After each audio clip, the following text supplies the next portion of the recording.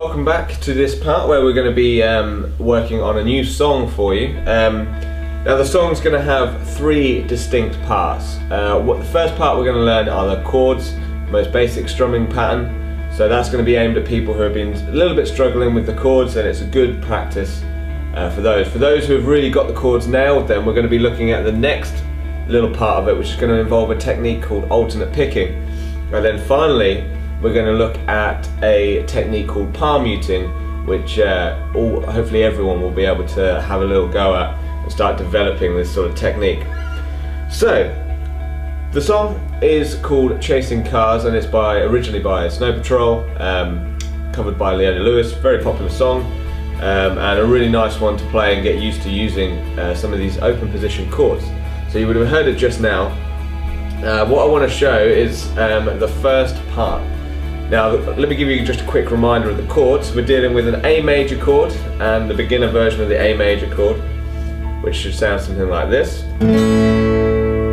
If you're not sure about this chord, you should be checking the previous parts. Hopefully you've been working with me from the beginning of this course, developing your playing. If you've just joined in here because you were looking at maybe learning this song, then check out the website rexpearson.com, which has all of the lessons and the whole course from start to finish, if you're not quite sure about these chords, because it'll explain everything there. Okay, so we've got the A major chord.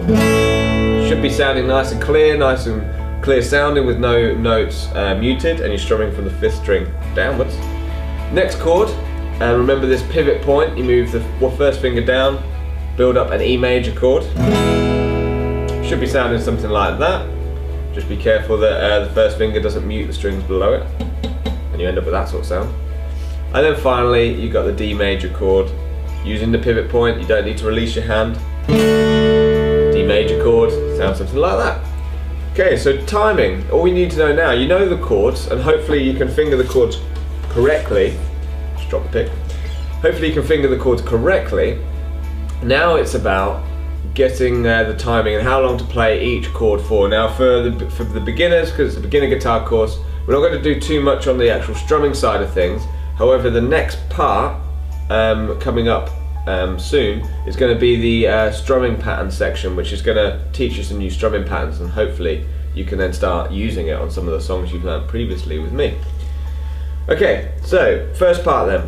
The A chord, you play 8 beats. That doesn't necessarily mean 8 strums, because it depends how fast you're playing, but 8 beats. And remember, when you're playing this, get into the habit of tapping your foot to the beat or your head, and try practicing to a metronome. We're not going to do that on this lesson, but when you're practicing this, put the metronome on at about 70 to 80 BPM. 1 strum per tick is a good tempo to get used to practicing the changes on these chords.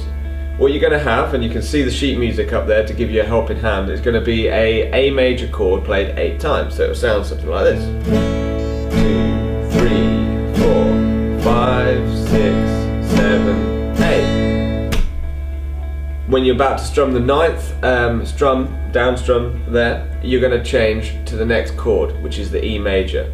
Now remember, if you're having trouble with the changes, getting it in time, and you're having this warp slow effect, and you're slowing down before the change, and then speeding up, you've got to slow down the whole piece until you can play it accurately, changing from one to the next, regardless of how slow that is, so that you're not practicing mistakes. That's a big tip in practicing properly. So you've got the A major chord, you played it 8 times, you then move to the E major chord, and you play it 8 times. 3, 4, 5, 6, 7, 8. You then move to the D chord, and same process, strum it 8 times. Don't forget the pivot point. 1, 2, 3, 4, 5, 6, 7, 8. Then you go back to the original chord, the A major chord, and you play that 8 times. 2, 3, 4, 5, 6, 7, 8. Then you start again on the A chord, because you're starting a new sequence, so you play 8 again on that first chord. 5, 6, 7, 8. Okay, so remember that last chord that you play is an A major. You play 8 and then you play 8 again, so you're actually playing it 16 times at the very end there on that chord. That basically is the chord progression throughout the whole song. So let's try the picking intro. It's going to feel very alien if it's your first time, but it's called alternate picking. And what alternate picking means is that for every downstroke you do, you follow it with an upstroke. Very simple idea, but a lot of people get confused on when to do down and then upstrokes. The intro, which you heard in the demonstration, is going to start if you get your first finger and we place it on the 7th fret on the D string. So count up your frets: 1, 2, 3, 4, 5, 6, 7. The note should sound like this. Then you've got the 4th finger is going to be placed on the 9th fret on the G string. So count up: 1, 2, 3, 4, 5, 6, 7, 8, 9. Put your little finger on it just behind the fret. Should sound something like that. So the 2 notes should sound like this.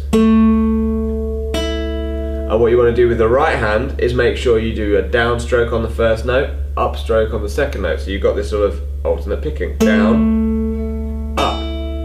Watch your picking hand very closely as you do it, because you don't want a lot of movement. You don't want it to go around the strings like this. You just want a simple down, let the pick pass the strings, and then bring it back up. Remember, you should be holding your plectrum correctly for alternate picking, which means that there's not much of the point of the pick showing. God, that's quite hard to say. What you're going to do is you're going to play that 8 times. Now, to start off with, let's not focus about the changes. What you want to be able to do is to play this comfortably, down followed by up, down followed by up the whole time. Try and get even spaces between your notes and slow it down to a tempo that you can accurately play it. Spend about 5 minutes on this, gradually increasing the speed until you can get it to around this sort of tempo. That's a good tempo if you can reach it, but it doesn't matter if you're a little bit slower. As long as you get sort of around that tempo, that's what you're aiming for, just to get a sort of sound of how it goes. Okay, let's move on. You've got 8 of these. 2, 3, 4, 5, 6, 7, 8. Don't forget the upstroke after the 8. Then the first finger, now this is going to be a little bit weird and for some might be very difficult depending on the size of your hand here, to move down 1 fret with the first finger, so you're increasing the gap here on the fretboard by an extra note. So the first finger moves down, the rest of the finger should sort of hover here. I'm just holding it like this so you can see. Little finger still stays just behind the fret. It's a big stretch for a beginner. It is a big stretch. It might feel a little bit uncomfortable, but hopefully you'll be building strength just by trying to do this in the first 2 fingers. Just pluck each note individually before you attempt this alternate picking. Make sure it sounds good. 2 clear notes. Then we're gonna do these 8 as well. 1, 2, 3, 4, 5, 6, 7, 8. After 8 of those, we then move to the 3rd and final position of this intro. What happens is the first finger gets released, the 4th finger stays in place the whole time throughout this whole riff. The 3rd finger then comes down on the 9th fret, so in line with the little finger here, but on the string above it, on the A string. So you're going to have a larger gap now. The alternate picking is going to be a little bit more difficult because you're going to be jumping over from one string to the next. It's a big jump. So just as before, slow the tempo down, alternate pick, get used to the feel of it until you've got a smooth and accurate alternate pick on both. A lot of people will sort of misjudge the down or the upstroke and hit the middle string in between them. So you've got that string in the middle ringing out. Just be careful that when you're doing down and up, you don't need to pluck too hard. You don't need to be plucking really hard, because if you do, you're going to bring out that middle note and you might even hit it, be almost like a strum. So just be careful that you're not picking too hard. Your 3rd and 4th finger are down. We do 8 of these. Remember, take it as slow as you need to go and just count your 8 on this. Then we move back to the original position, so the 3rd finger gets released, the first finger comes back down on the 7th fret, and we play 8 of these. 6, 7, 8. Not at that speed, I'm just doing it for demonstration. Okay, so what you've got is 8 on this position, 8 on this position, 8 on this position, 8 on this position, which is the same as the first, and then you start again. 8 on this, 8 on this, 8 on this, 8 on this, 8 on the same, 8 on this, da, da, da, da, da. And you just move around, around, around. Now in the actual song, that actually happens for the first 2 bars, sorry, 2 verses, and then you move to the chords.